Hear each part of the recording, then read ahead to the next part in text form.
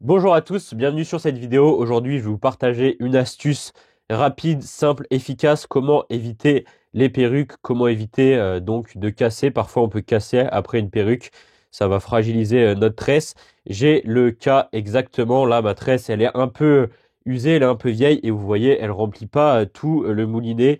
Et ça peut vraiment être la cause de perruque. Et ce qu'on va faire, c'est très simple, c'est qu'on va retourner la tresse et également on va rajouter du fil pour pouvoir bourrer le moulinet et remplir le vide. Et je vais vous montrer comment le faire rapidement et le plus efficacement possible. Alors premièrement, on va relier la tresse au nylon qu'on a choisi, hein. Vous prenez du gros nylon, un fil qui sert plus, je pense qu'on a tous ça. On va faire un nœud Albright. Ce nœud, il est assez simple. On va prendre le gros fluoro, on va venir faire une boucle, on va venir serrer avec notre main gauche. Votre main droite, si vous êtes droitier, peut-être que c'est plus facile. On va venir faire passer notre tresse dans la boucle par le haut. Ensuite, maintenant qu'on est ici, on va venir prendre la tresse et la tourner une fois, deux fois, trois fois, quatre fois, cinq fois. On va venir, hop, maintenir notre tresse et on va venir tourner 5 fois dans l'autre sens en essayant de passer entre les stries qui se sont formées. 4 tours et 5 tours. Une fois qu'on a fait ça, on va venir prendre notre tresse et là, on va la passer par dessous comme ceci. Hop. On va venir évidemment humidifier et là, on va pouvoir serrer notre nœud tout doucement. On tire sur tous les fils en premier. On l'aide un peu à coulisser. On humidifie. Après, on prend les deux fils principaux. On va venir serrer. Hop. On prend les deux excédents. On va venir serrer. On serre pas trop dans un premier temps. Et après, on reprend les deux fils principaux. On rehumidifie. Et là, hop, on va venir serrer. Et là, ça va plus bouger. Ensuite, évidemment, on coupe les excédents. On laisse à peu près 5 mm. Hop. Pareil pour le nylon. Ce qui reste, on va venir le brûler pour faire un nœud propre. Voilà, on se retrouve avec ça. On a un nœud qui est bien propre. C'est important qu'il soit bien propre, surtout que normalement, il va pas être amené à être en difficulté si vous avez assez de tresse, ce qui est quand même important. Ensuite, après votre nœud, ce que vous venez faire, vous venez remplir le moulinet à la bonne contenance avec votre nylon et tout simplement, après, vous allez voir, on va s'aider d'une petite technique. Déjà, premièrement, ce qu'il vous faudra, c'est une bobine de fil vide. Vous venez faire un triple nœud tout simplement, comme pour accorder sur un moulinet. Vous venez passer votre fil autour de votre bobine. Hop, vous faites votre boucle. Après, vous venez, ça vient mettre ça en butée.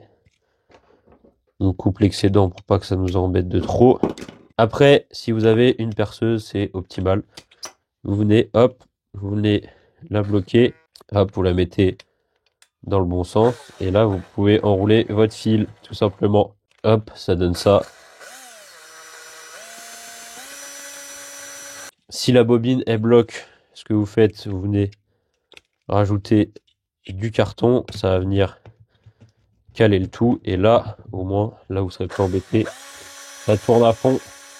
Évidemment, après, ce que tu dois faire, c'est ce que je viens de faire. Tu prends une autre bobine et tu dois l'enrouler pour qu'elle soit dans le bon sens et pour que tu aies ton nylon que tu vas mettre sur le moulinet en premier. Après, ce qu'on fait, c'est qu'on vient passer dans le premier anneau pour que ça soit plus facile. On va ouvrir le pick-up important et là, on va venir faire exactement le même nœud qu'on a fait sur la bobine. C'est-à-dire que on va venir prendre notre nylon, on va venir faire une boucle, venir faire deux boucles pour qu'elles se superposent. Hop, ça sur du nylon, ça tient bien. Donc là, on a notre boucle. On va venir couper à 3 mm de cette boucle à peu près. On va venir prendre notre boucle sur la main droite. On va venir, hop, ici, faire un nœud plus haut sur le nylon. Hop, on va venir serrer doucement. On se retrouve avec cette boucle. On va venir la faire passer dans le moulin. Hop, on va venir faire glisser le nœud. Et en fait, il va se serrer tout seul. Hop. Hop.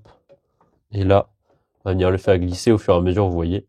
Et là, hop, ça bougera plus. Moi, ce que j'aime bien faire, c'est rajouter, hop, du Chatterton. J'appelle ça comme ça, moi. Je le découpe à la bonne taille et comme ça vient fixer le tout. Et au moins, même si le nœud, parfois, le nœud va pas casser, mais il peut coulisser sur le moulinet. Ça peut faire tourner le moulinet, même si là, il est fait pour. Ça permet de sécuriser, je préfère. Une fois que tout ça est fait, on se retrouve avec notre moulinet, notre nœud de raccord qui est fait, un petit bout de Chatterton. On se retrouve avec la bobine de fil qui est prête à enrouler. Si je peux vous donner une nouvelle astuce, vous mettez un crayon, vous le bloquez avec votre chaussure et puis on va remplir le moulinet tout simplement. Ce que je vous invite à faire également, c'est de prendre un chiffon, peu importe, un truc qui vous permet de serrer votre canne là comme je suis en train de faire, pour venir mettre de la tension sur le fil pour qu'il s'enroule de la bonne manière et que ça soit tendu pour que ça évite que ça soit trop lâche, et ce qui peut faire qu'on fait des perruques. Et ce qui est bien avec cette technique, c'est que du coup vous retournez votre tresse et vous êtes sur la partie qui est jamais sortie du moulinet,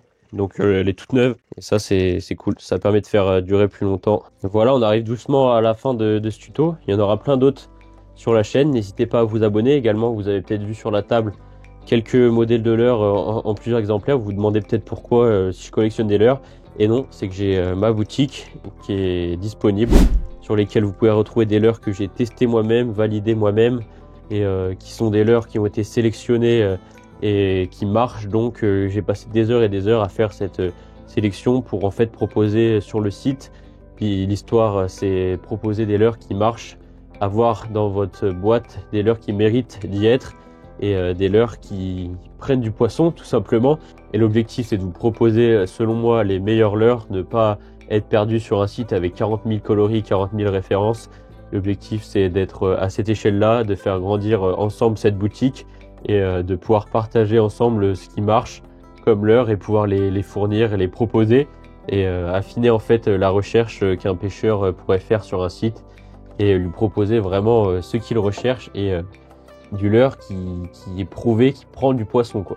Pouvoir vous proposer des leurres haut de gamme à des prix abordables, c'est ça l'objectif. Donc n'hésitez pas à vous abonner, très honnêtement. Ça peut paraître bateau de le dire, mais ça m'aiderait beaucoup. Déposer un like et me dire en commentaire si cette vidéo vous a été utile.